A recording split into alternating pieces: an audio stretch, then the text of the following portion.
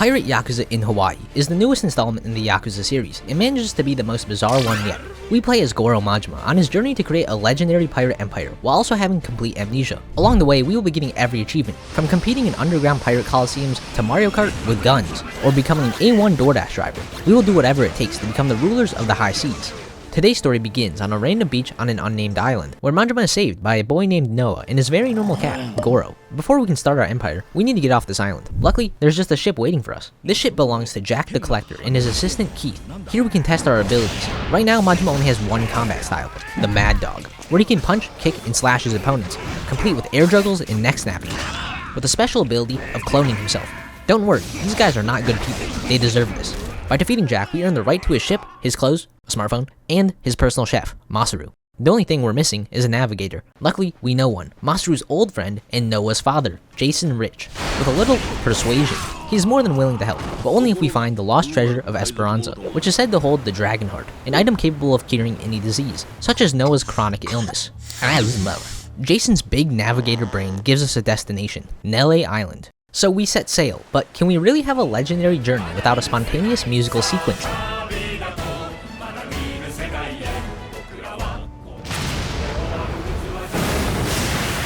We can't have anything in this world. Jack the Collector has returned to get his ship back. After a short tutorial in ship combat, it's boarding time. Here we unlock our second combat style, the Sea Dog. Armed with dual swords, we can slice and dice our way to victory. Using it, we can defeat Jack and reach Nele Island, officially meeting our first faction, the Pelicana Haku. Killing maybe 30 of them summons their leader, Rodriguez, who is partnered with our old Yakuza friend, Shigaki. Instead of helping with the Yakuza rehabilitation efforts, we instantly leave to the lawless pirate haven of Madlantis, home of the Pirate Coliseum, and our second major villain, Queen Michelle, a white woman. No! As we leave, we encounter an old friend, Keith. Turns out Jack is still upset about his ship and had his boss put a bounty on us. Who's his boss? Mortimer. To remove the bounty, we must defeat Mortimer in the Pirate Coliseum, but we aren't allowed to enter due to the sad state of our ship, so we must venture to the prime pirate destination of Hawaii. On the way, we acquire our first legendary treasure, a gun. Thence to the mean streets of Honolulu, where we get to fight random men for being menacing, or assholes, in what can only be described as straight up murder. He's definitely dead. We go to the Revolve bar to meet with our contact, Bartender, and Kay.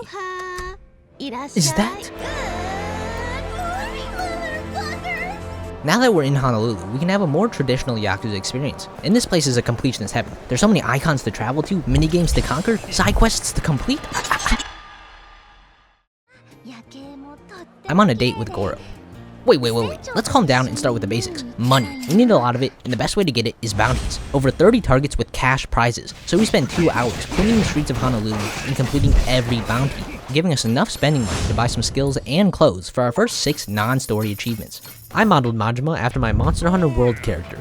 Well, close enough. Now on to the minigames, starting with Crazy Delivery. It's in the title. We drive around town and deliver food in the most epic ways possible. The more crazy the delivery, the more points you get, and it has progression.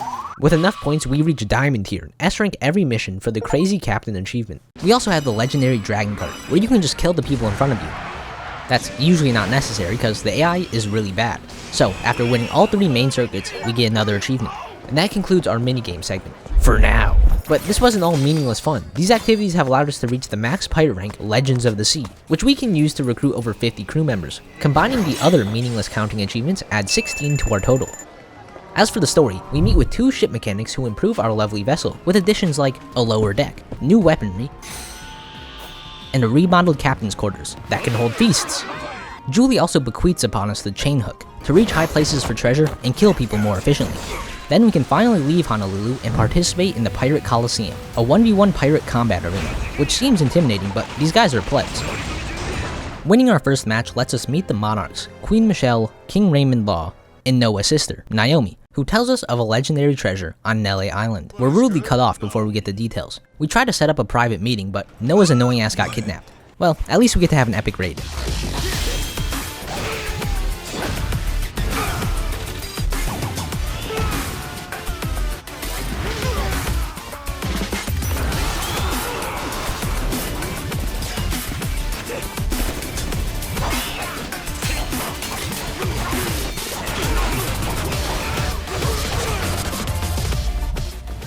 After saving Noah, we don't meet with Naomi. Instead, Jason suggests visiting an old friend. He was dead when we got there. We chase his killers to a hidden island. Upon arrival, we acquire some real treasure, the Dark Violin, a relic of the Dark Gods. That's right, I officially hold the mandate of heaven.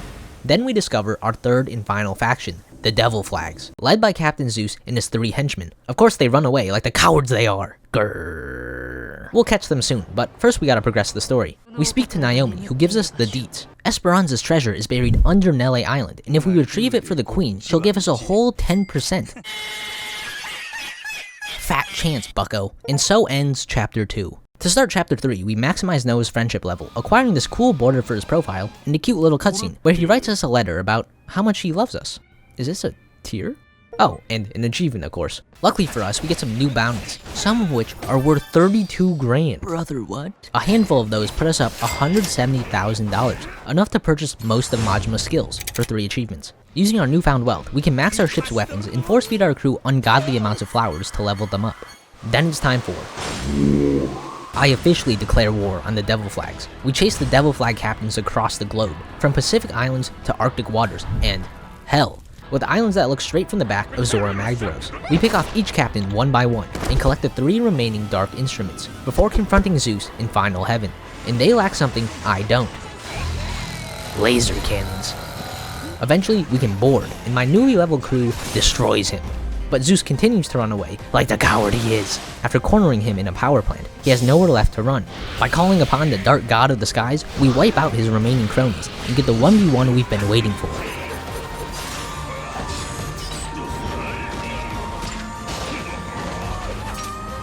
But of course, we don't kill the man, and pay the obvious price. No!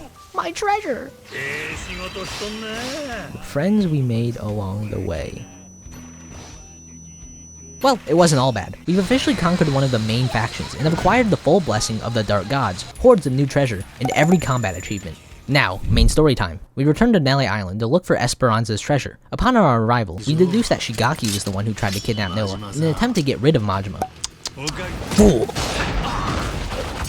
After ending his mutiny, we force him and the Yakuza to join us in finding the treasure. Before we can leave the island, we are confronted by our sworn brother, Taiga 18 Counts Saejima. That's 18 counts for the murder charges he has. He refuses to let us stay. Of course, we won't take that. It's time to prove which brother is more powerful.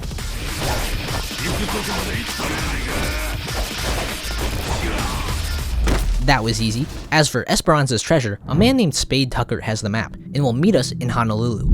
His dudes weren't complying, but they tell us Tucker's located in Madlantis. But to access his suite, we must first beat some of the Pirate Coliseum, and since we're already in Honolulu, might as well do some grinding. We max out our friendships with Jason and Masaru. Turns out all Masaru wants in life is to get some bitches, and Honolulu has 5 prime candidates, the Minato girls. And the plan is simple: stalk each one, defend them from sleazy men, impart upon them Majima's wisdom, and discover that each of these women are psychopaths. Our first encounter is Seiko, who challenges us to a Dragon Kart race, and I was Oscar Piastri out there. My cute baby. And after teaching her to accept her true identity, an alcoholic, we beat up some more sleazy men. That's 1 down, 4 to go. Next is Enna, currently feeling down after her producer attempted sexual solicitation. We teach her you need to stand up for yourself. Then we kill her producer. Besties!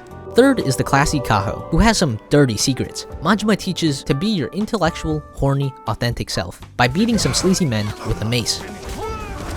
For the 4th girl, Ai, we take her on a private trip to Rich Island, where we learn the value of experiencing new things, like getting jumped by a group of pirates.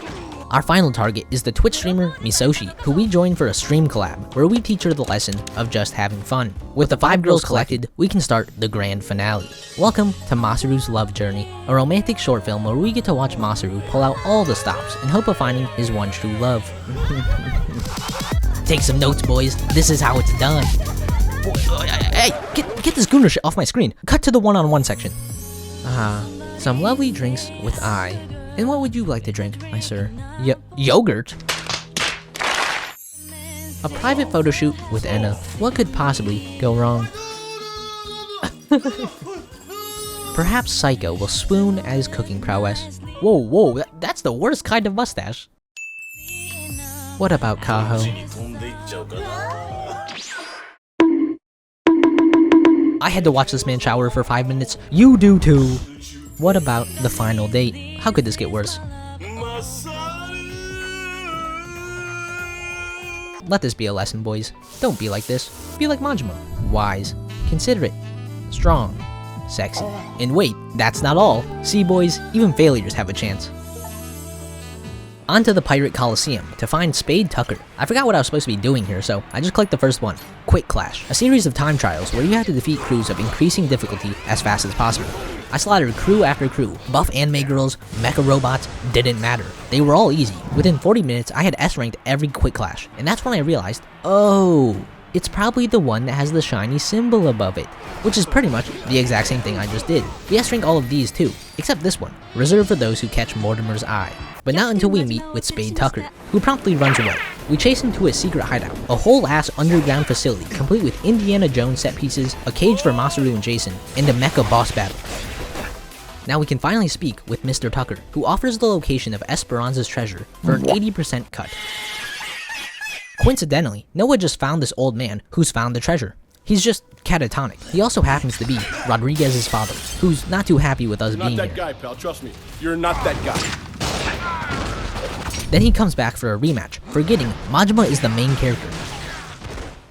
Why are we still here? Just to suffer? After beating him into submission, we get Rodriguez to join our crew and hatch a new plan. Kidnap Tucker, coerce him into giving up most of his share, and get him to show us the treasure. Sounds good. But, of course, we are stopped by Mortimer. King Law has decreed we're not allowed to see Tucker until we beat Mortimer. But first we gotta fight his crew. 3 stars?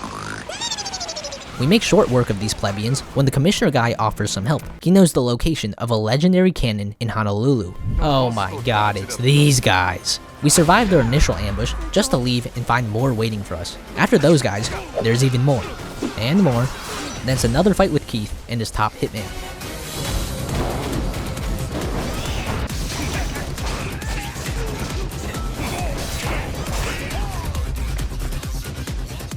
Oh my god, look at that pirate ship aiming its cannons at us. Honey, get I'm this just gonna cannon. stand here. Would you look at that? This is just terrorism. Where's the Coast Guard? Oh wait, that's us. Wait, only 1500 health? Welcome to the Little Leagues, buddy. We mop the floor with Jack and return to Madlantis with a legendary flame cannon. 300 damage? Get a load of this guy. Before we can face Mortimer, we run into a little problem. Masaru has taken a bribe and plans to betray us. After all the wingmanning I did, we hit him with the old 1-2 combo. Before sitting down and talking about our feelings, turns out Mortimer was trying to blackmail him, so he's still a good guy. Yay! But don't you ever betray me again. And now, we can finally kill Mortimer. First I call for a feast to preemptively celebrate our victory. Now it's time to rid the world of this rat bastard. Even with double the numbers, his crew is dogshit. Then there's Mortimer, hiding on the mast, shooting down at us. It's time for a good old-fashioned 1v1.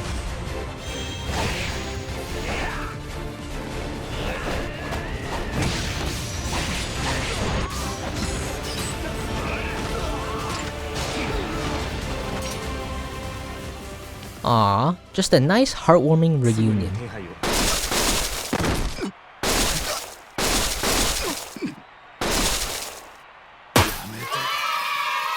Now we can finally take Tucker and find the treasure.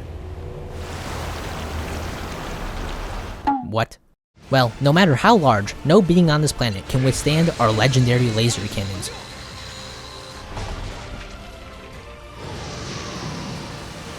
Staring deep into the squid's eyes sparks Majima's memory, as he recalls attempting to fight the giant squid in a fistfight, causing his shipwreck and amnesia at the start of the game.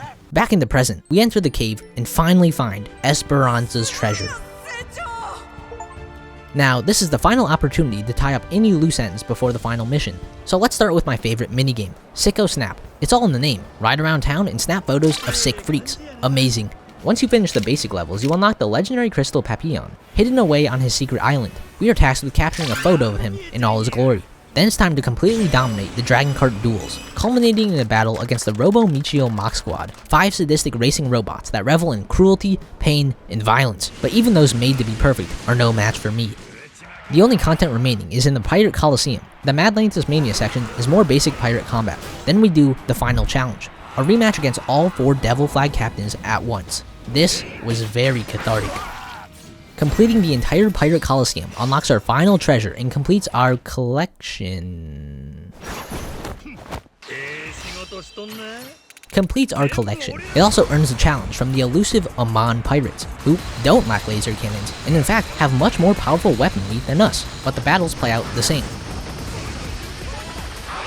Then it's a 1v1 with Teo Amon, who uses our own styles against us. This fight sucks. He spams the magic knife attack all the time. But beating him fully completes every piece of side content in the game, netting us 4 achievements. And there's only one proper way to begin the finale: karaoke. So boom, we're looting the treasure. Queen Michelle sniffs out a betrayal and sends her entire armada our way. Thankfully, 40 hours of grinding means her entire fleet is useless. Raymond uses this opportunity to betray a weakened Queen Michelle and take Madlantis for himself. He also kidnaps Moana, Noah's other sister. The only way for us to get Moana back is to give Raymond the treasure. But how do we know he won't betray us during the deal? Majima's got us covered. Suicide vest. Don't worry, he's him. Majima gets captured and tortured to give our crew time to escape. Just kidding, it was all part of the plan. Saejima and Naomi break us out, then it's time for the final battle. Our entire crew raids the Queen's palace, and none of these pleb sailors stand a chance. At the top, Majima, alone, comes face to face with Raymond Law. I'm gonna break this man's neck.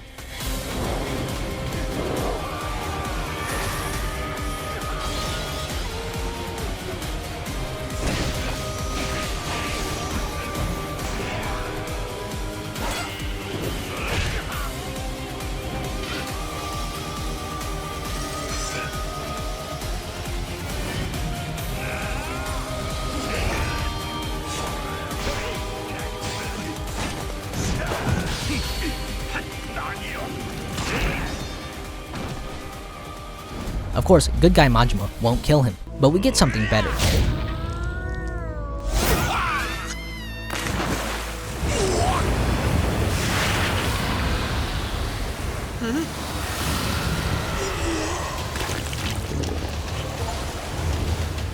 And so we've done it. Every achievement acquired in a pirate empire like no other. I'd give this game a light to decent 9. It's not as perfect as Yakuza 0, but it's still up there. So, thanks for watching, like and subscribe if you've enjoyed. I've been Flybee Turtle, I'm out.